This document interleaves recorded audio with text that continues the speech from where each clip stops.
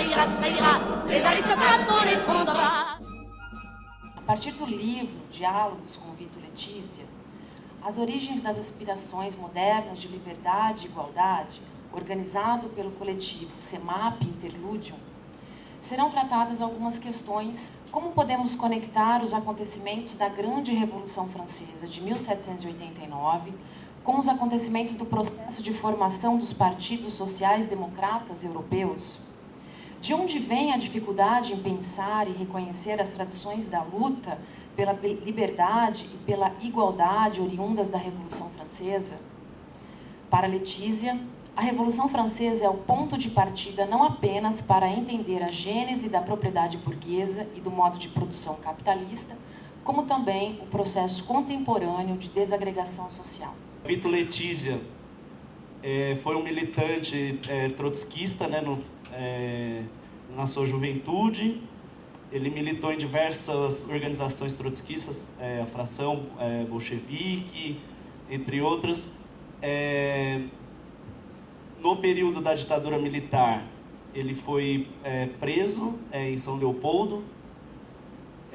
Ao ser solto depois de 3 anos, ele se exilou na França, onde passou a militar na organização, na OCI. Quando ele voltou para o Brasil, ele era um dos principais dirigentes, né, da OSI aqui no Brasil, Organização Socialista Internacionalista.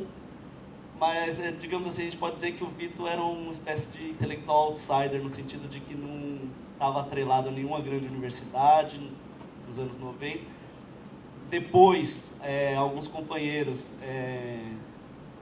uma Rosa Marx, né, conseguiu levar o Vito para a PUC de São Paulo, onde o Vito lecionou por mais de 20 anos na PUC São Paulo, e lá ele teve contato com um grupo de estudantes, onde a gente fundou um grupo de estudos, onde por mais de 10 anos a gente ficou estudando primeiro as obras do Marx, depois a gente passou a estudar um pouco de história, então a gente fez um percurso, que é um pouco do percurso que a coleção Diálogos com Vito Letícia faz. Então a gente estudou muito as obras sobre a Revolução Francesa, algumas obras sobre a Revolução Russa e sobre a social-democracia. A única, mas longa exigência dele é impossível fazer um balanço da esquerda brasileira sem a gente passar pelo que foi a história da Revolução Francesa, da social-democracia e da Revolução Russa e da repercussão desses eventos aqui no Brasil. Para que tal interpretação seja possível e coerente, Vito, além de trazer os fatos históricos em detalhes, resgata a ideia de Marx de revolução em permanência. Ou seja, ele explica que uma revolução deve prosseguir até que a última classe social possa ascender ao poder. A Revolução Francesa, por exemplo, começou no parlamento, que se revoltou. Foi seguida pela burguesia, depois foi a classe média e finalmente o povo miúdo. Toda aquela massa de gente que antes não fazia política passou a fazer.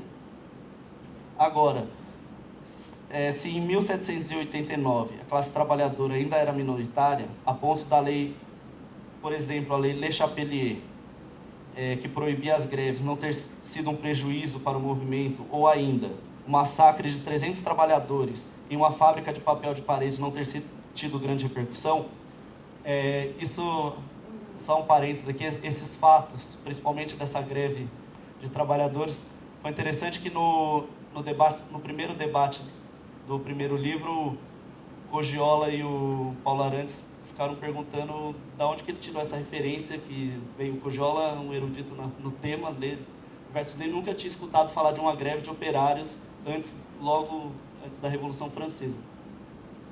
E o Vito fala sem dar muita referência, afinal o livro é uma entrevista, uma fala. O grupo foi atrás das referências, a gente encontrou os livros no qual o Vito estava baseado, então depois tem uma notinha de rodapé dizendo qual é o livro, onde está disponível essa obra.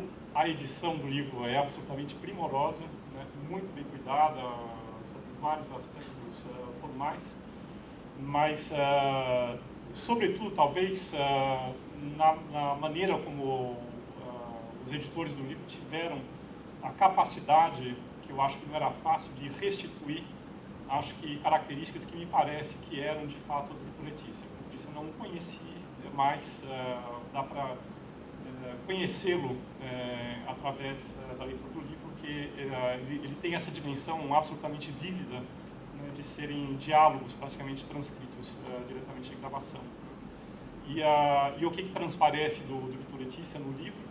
Bom, em primeiro lugar, o que foi mencionado pelo Danilo agora há pouco, a erudição. É absolutamente impressionante a erudição do Vitor Letícia, e os editores tiveram justamente o cuidado de restituir essa erudição. A clareza do pensamento do Vitor Letícia, o que transparece na transcrição é que não há hesitação. E uma terceira característica que ressalta muito do Vitor Letícia, depois você disse se são impressões falsas ou não, porque para mim tudo isso é mediado pela leitura do livro, a firmeza dele. O que mexeu comigo no livro, quando essas entrevistas foram feitas certamente antes do golpe, ao qual fomos vitimados recentemente, mas frequentemente ele fazia menções a situações que traçavam paralelos, me pareciam muito claros com a situação que nós vivemos hoje. Me parece que a questão de fundo que está colocada no livro, que atravessa todo o livro, e eu suponho que ela continua nos outros volumes também, é uma reflexão de fundo sobre a Constituição, como estava dizendo agora há pouco, de uma experiência, de uma prática, de uma teoria no campo socialista, né?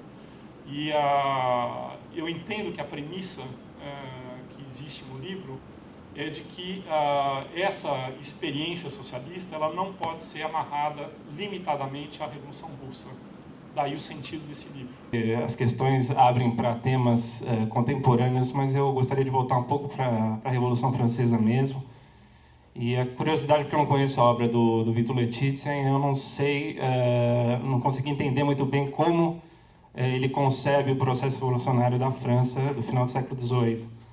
E o que nós vemos no final da Revolução Francesa é o sucesso de uma visão muito específica, uma visão burguesa de liberdade e igualdade, né? Liberdade muito ligada à ideia de propriedade e igualdade perante a lei, não a igualdade socioeconômica, né? Então a ideia de consenso me parece, eu gostaria de ter algumas precisões sobre isso. Isso que você falou em relação às aspirações de igualdade, liberdade, o Vitor acompanha o que você disse. A liberdade para a burguesia significa liberdade de acesso à propriedade, acesso à terra. Igualdade era igualdade formal, jurídica. Ele não... Nisso ele acompanha o que você disse. Ao mesmo tempo, ele, óbvio, quando você fala que consenso é esse, ele demonstra o que foi essa pluralidade, essa hecatombe social que colocou em movimento o povo miúdo, e de repente você tem os partagés reivindicando igualdade na repartição de terra, você tem os igualitaristas, que ele faz toda uma explicação de como isso existe, principalmente nas classes camponesas, em diversos outros lugares do mundo. Ele mostra como é plural os sujeitos que, de repente, começaram a participar, a fazer política. O que ele mostra um certo consenso, acho que no sentido acho que o Marx teoriza um pouco isso na ideologia alemã, quando ele fala que numa revolução a classe, no caso, na época era a classe burguesa, ela busca criar um consenso geral na sociedade. Então, de repente, você tem classes... Bem, no caso, a classe trabalhadora, em um certo momento, estava junto com o terceiro Estado. O terceiro Estado era a gente está entendendo ali como um estamento, ainda que incluía burguesia, pequena burguesia e parte da classe trabalhadora. Eu acho que é isso que ele está tentando destacar. Assim, ele não está tentando mostrar algo monolítico de que o terceiro Estado era tudo uma coisa só e estava defendendo tudo a mesma coisa. Não, mas para o momento revolucionário, em algum momento as outras classes aderem ao programa digamos, da classe, não sei se seria algum termo correto, mas da classe motor do processo. Aquilo é um processo, justamente, e durante algum tempo existe um consenso mínimo que se estabelece entre várias camadas da população. É a passagem que o Danilo referiu, e eu mesmo referi também. Começa o parlamento, abre-se para segmentos da burguesia, depois o povo miúdo, etc. E por algum tempo se constrói esse consenso. No livro, o Vitor Letícia volta várias vezes à questão do voto censitário. Quer dizer, quando entra a questão do voto censitário, ali toda essa camada da população que está chamando de povo miúdo está excluído do processo político. Quer dizer, tem uma passagem que eu até ia citar para vocês, quando ele se pergunta retoricamente o que é povo. Povo é quem age politicamente. Importa discutir, portanto, em termos cronológicos essa questão. Quer dizer, não é apenas voto censitário, mas também um momento no processo revolucionário onde o povo é desarmado. Então, esse consenso, ele é um consenso, digamos assim, da maneira como ele coloca, sobre algumas questões mais gerais, não sobre todos os aspectos, né, mas que faz o processo revolucionário andar, e ele dura algum tempo apenas. Né?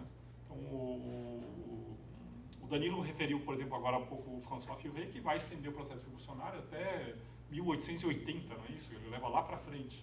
Enquanto que outros vão cortar mais estritamente, 93, 94, quando o povo é desarmado, etc. Enfim, cada um coloca uma cronologia em função do que está considerando como processo revolucionário.